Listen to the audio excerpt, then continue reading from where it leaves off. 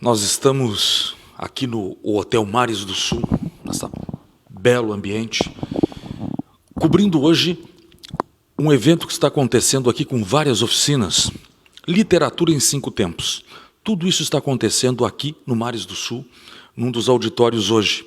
Logo mais, nós vamos acompanhar aqui, você vai ver também, aqui no Tendência, a premiação, que será feita logo mais às 17h30. Agora é cedo, então não sai daí, fica coladinho com a gente, que já já a gente vai mostrar as oficinas, a premiação, tudo para você aqui no Tendência. Já voltamos. Mas nenhuma criatura viva é capaz de suportar a quantidade necessária de solidão para chegar perto de compreender. Elas continuarão buscando, indo mais fundo, enlouquecendo, mas não entenderão. E não diziam que as profundezas eram vazias? O que haveria para se entender ali? O que haveria para se ver dentro de um vulcão, mesmo depois de morto? E esse só um trecho, assim, depois tem outros trechos, né? Aquele que ele fala, vendo a menina, né, se banhar pela primeira vez, né? E esse olhar que a gente dá é o nosso olhar. O mar, ele não é necessariamente aquilo que a gente acha que é. Ele é pra gente, mas tanto que a gente conversou aqui. Vamos lá então, olha só, a gente estava rindo aqui agora porque eu estava trocando os nomes do Ayrton Tomazoni e da nossa colega jornalista Priscila. Acertei? Acertou. Acertei. Como é que é isso? O jornalismo, pode-se dizer que é quase uma arte inexata. Agora, como é que o jornalista vira um escritor? Como é que o jornalista lida com as palavras? Eu estava assistindo a tua palestra lá agora, falando das metáforas, né? E fiquei pensando assim, meu Deus do céu, que maneira bela de se dizer as coisas. O problema é que nós temos que fazer o pessoal entender as coisas assim. Está muito difícil hoje. É verdade que o analfabetismo funcional separa as pessoas dessa cadeia de pensamento criativa, porque no Brasil nós temos esse problema, e ou se temos, colega jornalista e professor. Na verdade, tinha perguntado, né, como que o jornalismo chega até a escritora. Não, na verdade, foi um caminho que eu fui fazendo, né? Para mim, eu já escrevia, então, algumas crônicas, e depois de algum tempo a crônica não passou a ser, digamos assim, suficiente. Queria criar, né, fazer ficção, daí eu fui transitando, né, fui indo até chegar no conto, né. E no caso aqui, a oficina que foi ministrada, né, foi super proveitosa, né, os participantes, assim, contribuíram muito com as suas visões e contribuições, né, do imaginário que se tem do mar, né, e do litoral norte, né, o que é o mar para cada pessoa, né, e o que é o mar aqui do Rio Grande do Sul propriamente, né, as diferenças geográficas e também os significados que a gente dá para esse mar, sendo aqui do Sul, e quais são os significados que alguém, por exemplo, do Nordeste dá ao mar do Nordeste, né? É completamente diferente. Aqui no Rio Grande do Sul, o povo muda todo para cá no verão. E aí o Rio Grande do Sul acaba sendo praticamente o litoral norte do estado. Quando março chega, eles voltam para casa. E aí acontece muito isso, que para cada um tem um significado, né? Um namorou ali, um viveu ali, o outro casou ali, interpretou de uma maneira, o pescador daqui vive daquilo. É isso, né? Mas na linguagem imaginária isso ficaria bem mais rico, né? Cada um vai criar esse imaginário, esse ambiente, né, essas referências, né, a referência aqui do Rio Grande do Sul, as características, por exemplo, a serem destacadas a respeito do mar aqui do Sul, vai ser diferente de outros lugares, né? Esse mar que a gente também escuta, vê falar e muitas vezes frequenta, de águas, né, quentes e limpas, mas eu sou uma defensora, assim, de que aqui no Sul também existe uma beleza própria desse nosso litoral, né? Essas águas escuras, esse vento no inverno, isso não deixa também. E no verão também. No verão também, mas isso também não deixa de ser belo, sabe? É um outro tipo de beleza, né? Ayrton Tomazoni, viu? Eu estava te devendo isso, né? Eu andava construindo um sobrenome novo para ti, né? Ayrton. Já estava ficcionando, já estava quase o escritor. Quase imaginário, né? As pessoas ficam pensando quem é esse Ayrton Tomazelli, que o Cláudio tanto fala. É Tomazoni, gente, uma vergonha. Que prazer. Muito bom estar aqui com vocês de novo, apoiando este evento, né? Sempre valorizando a cultura e essas iniciativas que tentam fomentar o que é feito aqui na região norte, né, do nosso litoral. As leituras da cultura, né? Um vê de um jeito, um vê de outro, vários segmentos. Na verdade, né, Ayrton, eu acho que o litoral norte está vivendo um momento muito rico culturalmente, não é? Onde as pessoas, os fazedores de cultura, começam a encontrar o litoral norte. E o mais importante é que as pessoas vêm aqui para trazer de fora suas experiências e suas maneiras de enxergar as coisas, de ver as coisas, de apresentar fatos e de trazer novas linguagens, novas abordagens. Isso, uma das coisas é que, assim, primeiro a gente identificar que sempre teve cultura aqui. Sim, sempre teve. Não está inventando a roda, mas o que está se multiplicando as perspectivas culturais. Na verdade, estão lubrificando a roda. Isso. E é um movimento muito dinâmico, que é em todos os lugares. Mas aqui, talvez, um certo lugar que pela nossa cultura regional ficou um pouco de lado ou esquecido, ou como tu falaste, por muito tempo ficou como um espaço de veraneio, quando, na verdade, tinha uma vida pulsante aqui que continuava.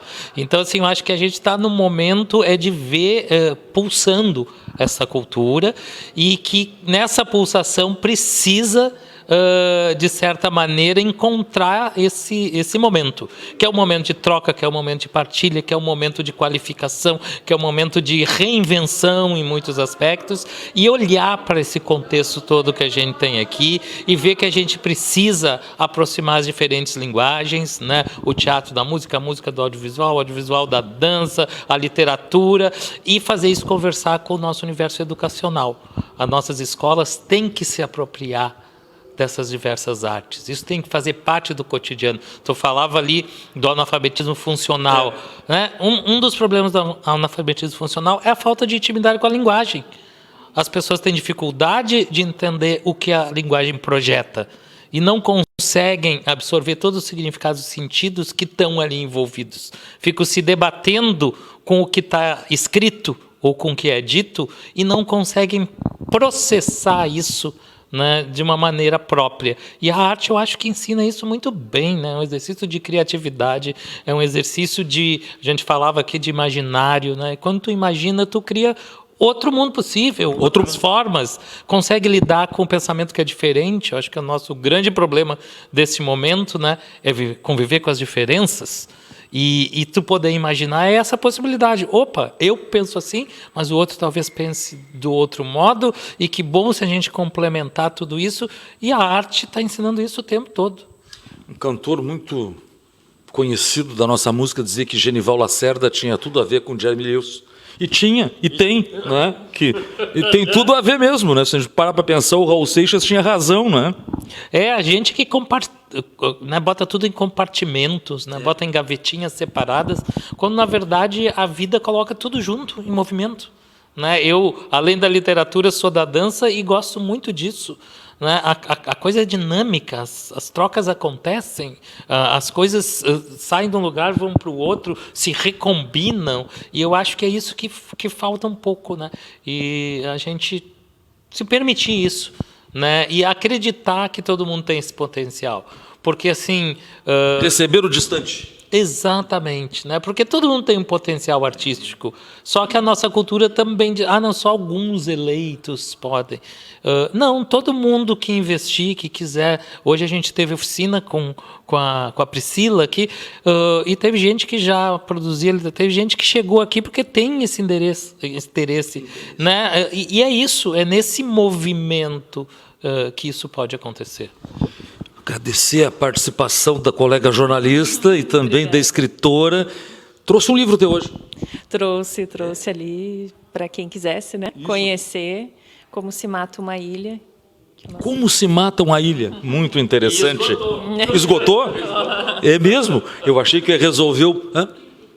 Isso, para aí. Eu ia dizer para ela que se não tivesse esgotado, eu ia comprar um manual para ver se eles terminavam um certo lugar que eu conheço, mas não tem mais.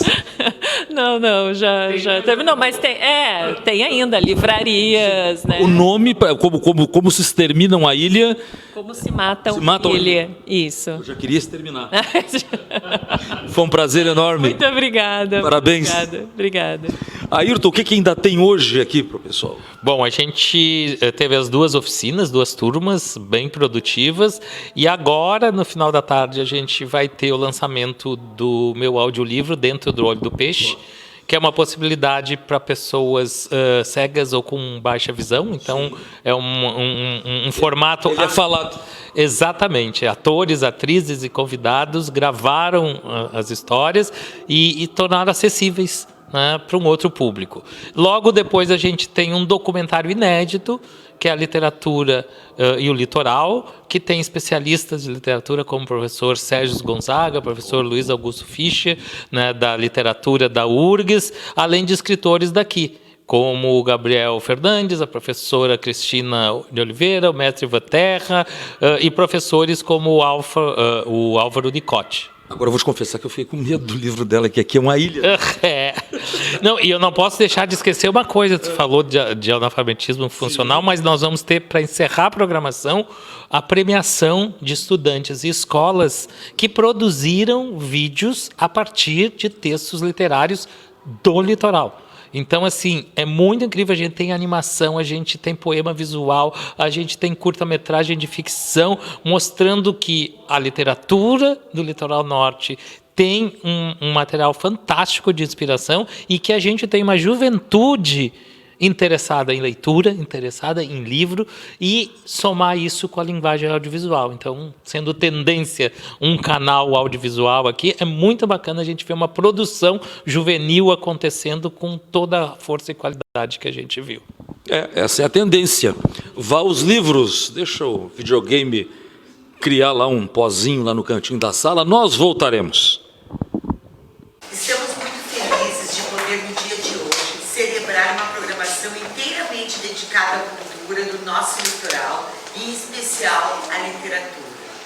O projeto Literatura, em 5 tempos, foi idealizado pelo NID, o Núcleo de Imagem e Dança de Imbé, que vem buscando fomentar e valorizar a produção artística local na região. O projeto foi financiado no edital de publicações do Fundo de Apoio à Cultura FAC da Secretaria de Estado da Cultura do Rio Grande do Sul, SEDAC/RS. O projeto teve início com a publicação do livro Dentro do Olho do Peixe, do escritor Ayrton Tomazoni, lançado em março deste ano, no Espaço Baobá, Arte e Cultura em Imbé. E hoje nos reunimos aqui para a conclusão de um processo que permitiu a produção de um audiolivro, um documentário inédito sobre literatura do litoral e um concurso de vídeo e histórias imaginadas que mobilizou escolas e estudantes em torno da literatura produzida no litoral gaúcho. Queremos agradecer a todos e todas que apoiaram, acreditaram e estiveram envolvidos nesse projeto, em especial aos nossos colaboradores Tendência e o Hotel Mares do Sul, que nos recebem neste espaço, permitindo a realização de um dia inteiro de atividades. Para dar início à nossa programação, vamos marcar o lançamento do audiolivro Dentro do Olho do Peixe, que estará disponível no YouTube do NID, Núcleo de Imagem e Dança de Imbé. Para esse momento, nós convidamos um dos atores que participou do audiolivro, narrando 2 contos, o ator Oscar Lima. Depois, ouviremos trechos da obra que foram gravados por atores e atrizes gaúchos e convidados em especial. Convidamos a plateia para que fechem os olhos no momento desse audiolivro, para que vocês possam sentir o que uma pessoa que não tem possibilidade de enxergar, uma pessoa cega, sente. Então fazemos esse convite com vocês, o ator Oscar Lima.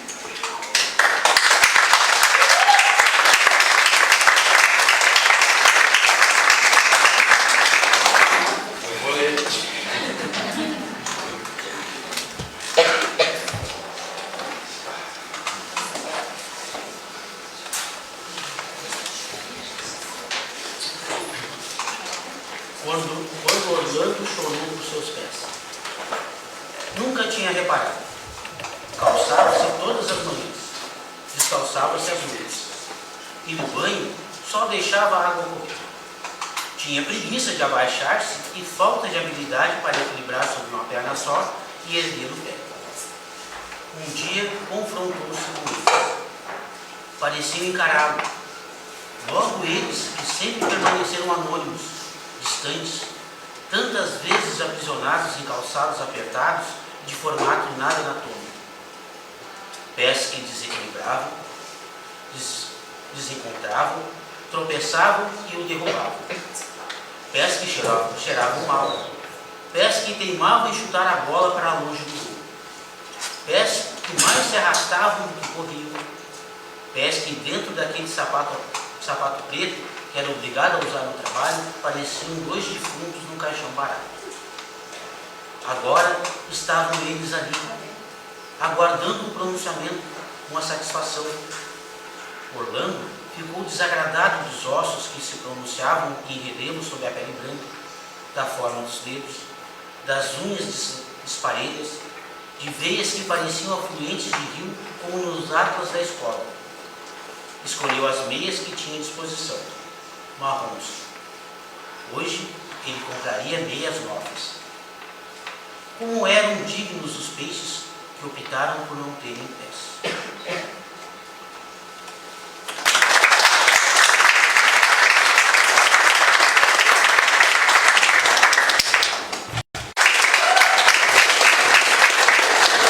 Boa noite a todos, todas e todos aqui.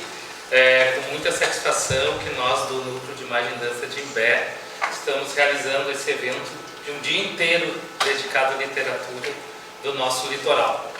Então, antes de eu falar do documentário, eu só queria aqui marcar algumas presenças muito importantes. A gente assistiu só um trechinho do audiolivro, mas foram mais de 36 atores e atrizes gaúchos e do litoral, adultos e crianças, né, 5 estudantes de Imbé, que emprestaram as suas vozes, né, para esse texto. Inclusive o Francisco, que está aqui, encapuçado.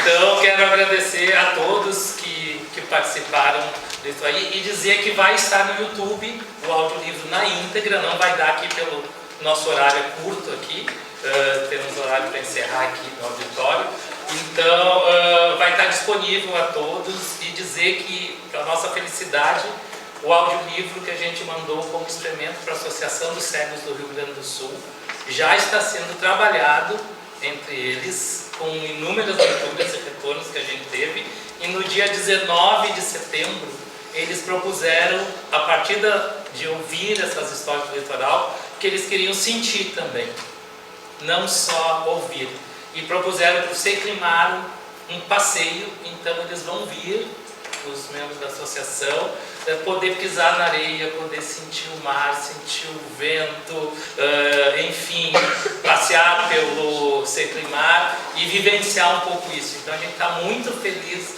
de que com essa iniciativa a gente está mobilizando essas alternativas de acessibilidade também. E aqui registrar a presença também, já que a gente está falando de literatura, de importantes nomes aqui do nosso litoral, escritores e escritoras, como a Maria Isabel Lem, a Cristina Oliveira, né? E a conheci hoje, querida família Lem também aqui presente com a gente, que fazem parte da associação, da Academia de Escritores do Litoral Norte. Então é muito bom a gente ver esse movimento aqui. Agradeço estudantes, professores que estão aqui. E dentro do nosso projeto também foi produzido um documentário, tentando a gente se debruçar sobre as questões da literatura no litoral. É um começo de reflexões que são complexas e amplas, mas a gente tem que começar de algum ponto. Então a gente convidou alguns especialistas de literatura brasileira, aqui professores da URGS, e escritores e escritoras, professores, para ajudar a gente a pensar sobre essa literatura né, as suas conquistas, os seus obstáculos ainda da nossa literatura se fazer conhecida e reconhecida, porque vocês vão ver um pouco aí no litoral, tão facilmente a gente vê o gaúcho do pampa e campeiro como uma identidade dos nossos livros, da nossa literatura. Mas a gente aqui do litoral ainda pouco aparece, né, na obra literária amplamente difundida. Então, vamos assistir agora o documentário inédito. Só dizer que a cor ainda não está bem.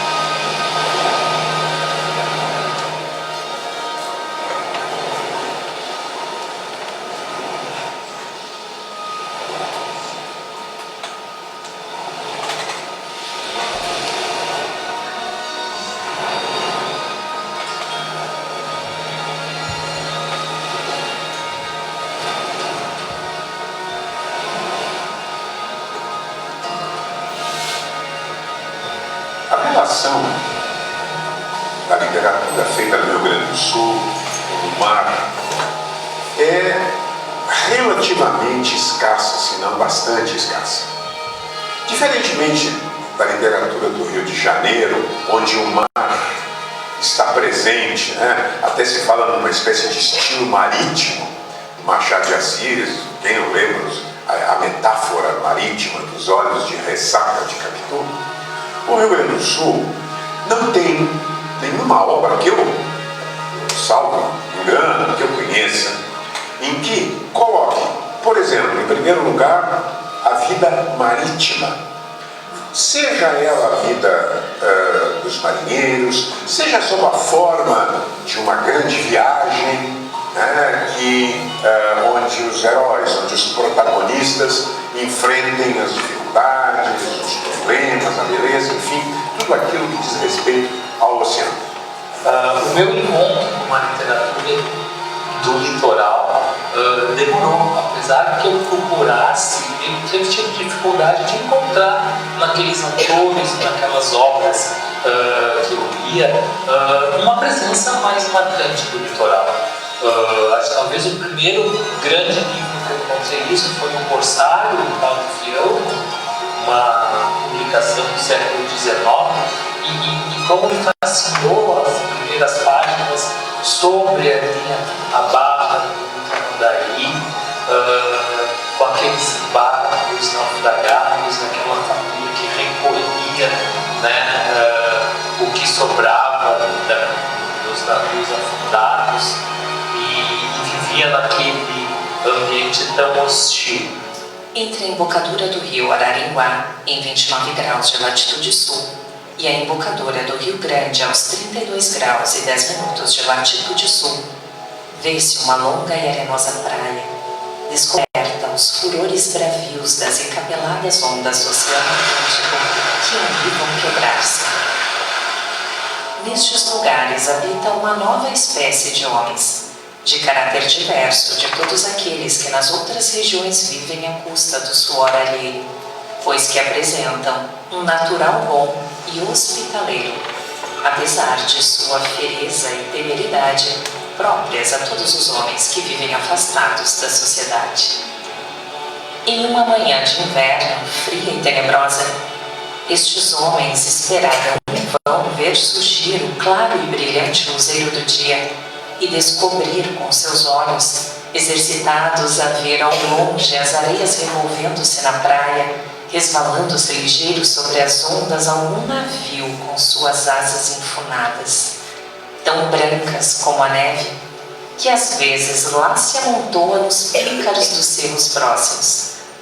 O frio se havia apoderado deles e era por entre as pontas dos seus largos ponchos que deixavam escoar o seu assobio agudo, anunciando-se uns aos outros que guardavam as avenidas formadas pelos cômoros que os ventos levantavam, acumulando as areias para as partes da praia, era que uma tempestade horrível sibilava na cunhada dos céus e lambia com suas enormes línguas a superfície dos mares e monstruosidades da terra, produzindo o estrépito tenebroso do inferno e o pavor que faz convulsar o homem entre o amor e temor de Deus. Essa identidade praieira, com toda a população dos açorianos e dos afros e antes dos povos originários indígenas, né, não perde qualidade.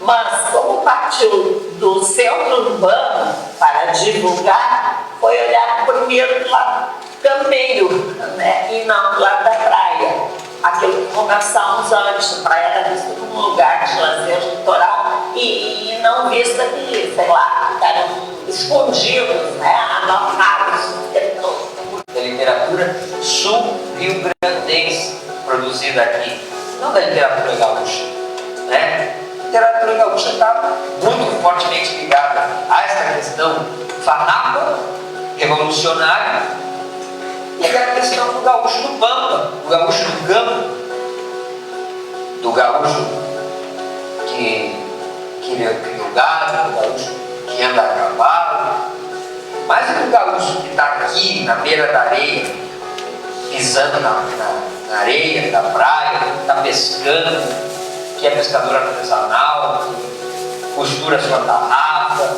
que tem caniço, do gaúcho oriundo da questão da negritude, né, os maçamires, enfim, são diversos aspectos culturais.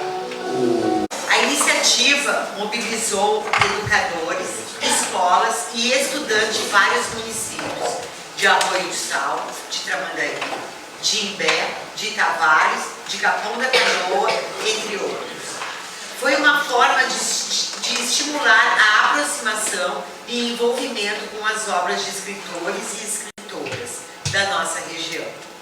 E foi incrível perceber o potencial e o talento desses jovens e poder enxergar essa literatura ganhando forma através de vídeos de animação, poemas visuais e curta-metragens. Para dar início, vamos premiar que se destacaram pelos inúmeros trabalhos inscritos no concurso. Convidamos a diretora do Hotel Mares do Sul, Camila Matias, para fazer a entrega.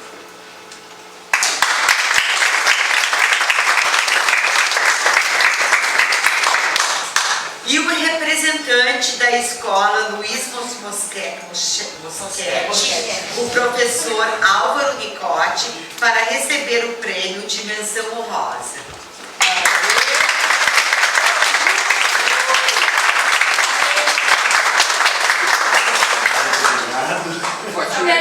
Olha lá pra cima ali.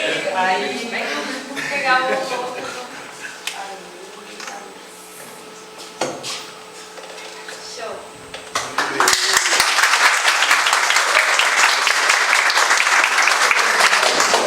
Convidamos o diretor do Tendência, Cláudio Vieira, para fazer a entrega do prêmio menção honrosa e a representante da escola, a professora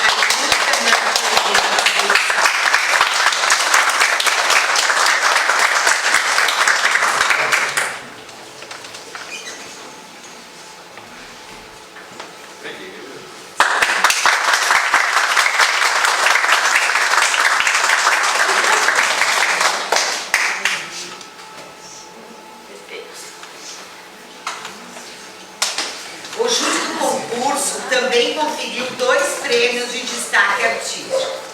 A Rafael Vitorino por texto inspirado em poemas de Maria Isabel Lem, que por motivos particulares não pôde comparecer, mas a Isabel Lem. Tá. E convidamos Ana Carolina da Rosa para receber o prêmio de destaque pelo vídeo A Dança dos Botos da Barra do Rio Tramandaí, do escritor Maximiliano da Rosa.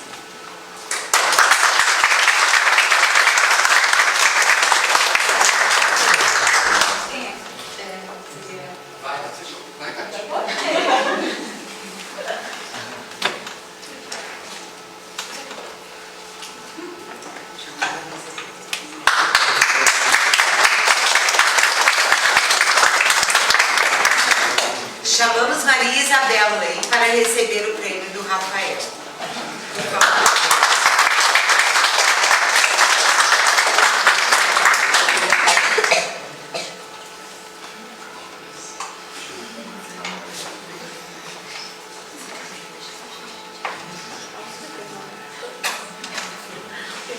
E vamos agora assistir a 3 vídeos premiados no concurso. A gente vai começar a assistir. Em terceiro lugar, e o prêmio Orcos Fundos, convidamos os diretores do Núcleo de Imagem e Dança de Imbé, Marcelo Cabreira, Tatiana Micel e Ayrton Tomazoni.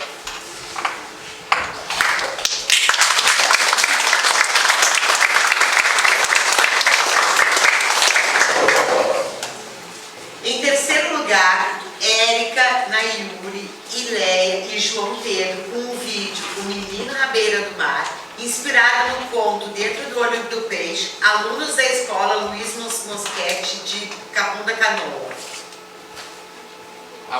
Então o Álvaro Nicote vai representá-los e receber.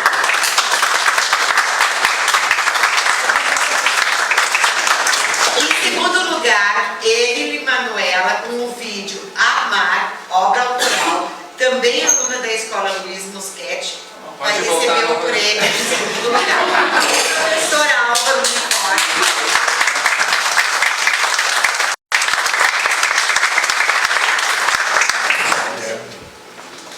E em primeiro lugar, com o vídeo Um Salva-Vidas dizendo para os peixinhos não irem para a beira, do livro Dentro do Olho do Peixe, Emily Gomes, Érico Oliveira, Brian Rafael e também da escola Luiz Moschetti, o professor Raul.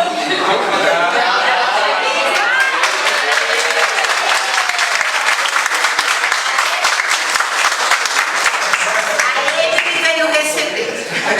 E bom. Desculpa, minha gata.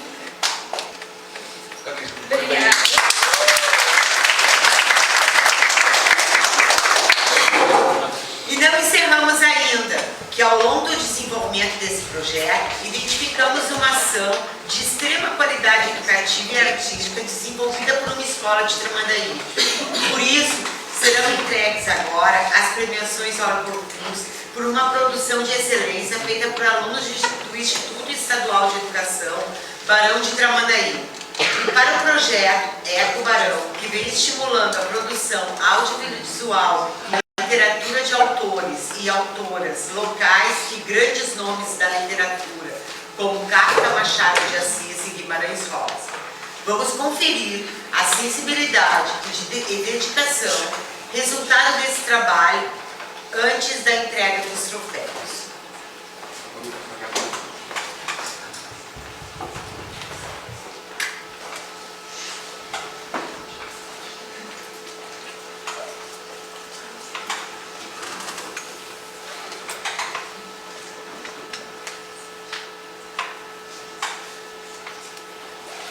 Dentro do olho do peixe não havia imagem alguma. Ele segura cada paisagem retrato do lado de fora, para não entrar como um anzol que atravessa sua boca. Lá era reservado para outras coisas que as imagens ludibriavam. Dentro do olho havia festa e luto, e outros epígrafes em pedras de sal. A menina pensou que quando completasse seus 15 anos, que ainda ia demorar, ela não queria que escrevesse peixe aos convidados. No começo, esperava que a mãe percebesse seu pequeno coração como a deriva em meio à tempestade, e as mãos incontroláveis, que deixavam escorregar os talheres. Ela se demorava na sobremesa para retardar o quanto pudesse a subida ao quarto, quando assava um peixe dourado e o colocava na mesa com toalha branca. Ela olhava fixamente para o olho que parecia enorme. A avó contava que se olhasse por mais de um minuto sem piscar, fixamente no olho do peixe, e repetisse por 21 dias, a pessoa ia parar lá dentro. Ela tentou muitas vezes, mas os calafrios que sentia com frequência faziam piscar antes do tempo. E foi dentro do olho seu esconderijo. Toda vez que no rumor da noite um deles adentrava o quarto, ela se refugiava nesse lugar. e de lá escapava para mares distantes, desfazendo-se em limites quase imperceptíveis. Ela se distraía em viagens que a levavam do Alasca à Patagônia. O peixe por vezes era vagaroso, como se quisesse que ela segurasse nas mãos cada canto desses que não tinha nome nem postal, mas às vezes era veloz e fazia a passagem ficar borrada, até levá-la embora de seu refúgio. A princípio eles eram até carinhosos com ela, que se sentia como um animalzinho de estimação. Todos a acariciam e pegam no colo. Aos poucos, contudo, eles foram ficando impacientes e pouco polidos, cobertores arrancados e brinquedos arremessados. Na primeira vez que sangrou, ela estava em algum lugar perto da Crimeia, no mar de Azov. O peixe tinha ido mais longe que pôde levá-la e recolheu algas e musgos para estancar a hemorragia. Ela e o peixe cuidaram de tudo para a mãe não descobrir, escondendo esse e todos os próximos pijamas embaixo do colchão. Um dia ela levantaria o colchão e estenderia no varal uma por uma das camisolas de sangue seco, balançando ao vento do inverno numa manhã de sol pálido. Depois, com o tempo, só restou a dor e a vergonha. Não teve mais sangue. E o choro diminuiu. E o peixe a levava mais próximos e mais rasos. Ela havia desistido de acreditar que a mãe ou alguém aparecesse para interromper essas viagens. Com o passar dos anos, os visitantes eram muitos e não iam embora. O peixe tinha ido a lugares onde tubarões e arraias se reproduzem e baleias acasalam. E nessa noite, ao retornar a casa, ela não estava mais sozinha.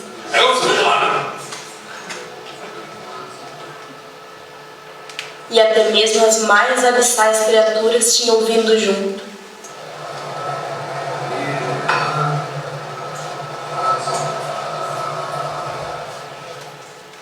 Quando ela disse não, mais uma vez, e não foi ouvida pelos visitantes, as criaturas fizeram de suas escamas e nadadeiras armas afiadas e certeiras. O primo teve os olhos perfurados, e o pai teve um corte profundo no pescoço. Teve tripa e vísceras que cheiravam a perfume estrangeiro, e teve risos nervosos e súplicas e falsas desculpas que encharcaram o tapete de uma palidez tão escandalosa que não houve como esconder da mãe. Quando a polícia chegou, ela não os delatou. Assumiu, calada, os acontecimentos como já havia sido seu hábito por todos esses anos que a levaram à maioridade. No tempo que ficou detida, não permitiram que o peixe a visitasse, e restou o perfume do mar dos Sargassos, do Golfo de Sidra e das terras alagadas por onde já haviam estado. Só um defensor público apareceu, e foi mandado embora. No dia do julgamento, o peixe estava sentado no tribunal, e havia fazer do silêncio denso que ela escolheu ser sua forma de defesa. Ela pensou em mais uma viagem ao mar de Marmara, por onde uma vez passaram.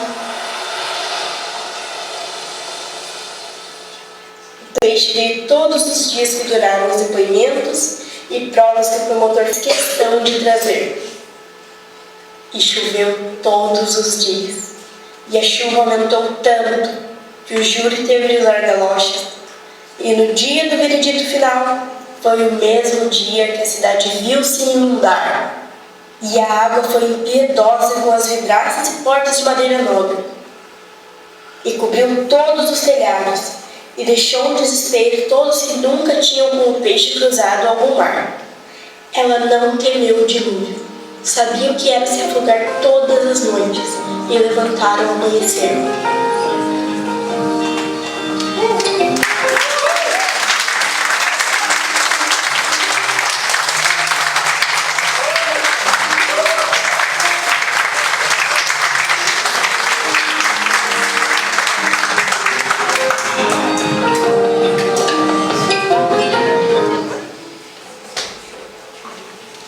Tem horas que a gente fica sem palavras, especialmente diante de um trabalho que consegue tocar em questões tão delicadas e fortes. Parabéns aos educadores que estimularam essa criação e a toda a equipe envolvida. Convidamos para receber os troféus o representante do Instituto Estadual de Educação Barão de Tramandaí e dos realizadores do vídeo Dentro do Olho do Peixe.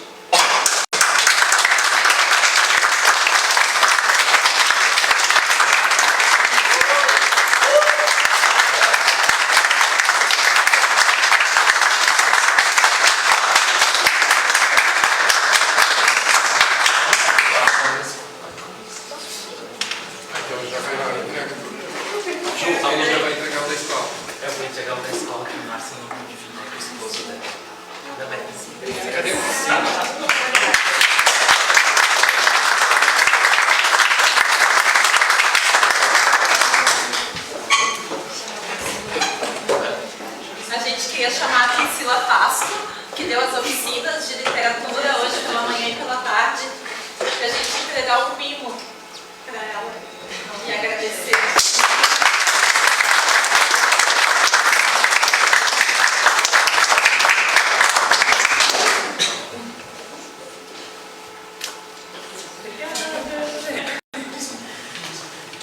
Agradecemos aos nossos apoiadores, Hotel Mares do Sul, Tendência, Tem Que Ver Cinema, Publicity e Baobá, e a presença de todos, e lembramos que o audiolivro e o documentário estarão disponíveis no YouTube do NID, Núcleo, Imagem e Dança de Imbé. E quem quiser nos seguir nas redes sociais e ajudar a divulgar a cultura litoral, também agradecemos. Boa noite e um excelente final de semana a todos.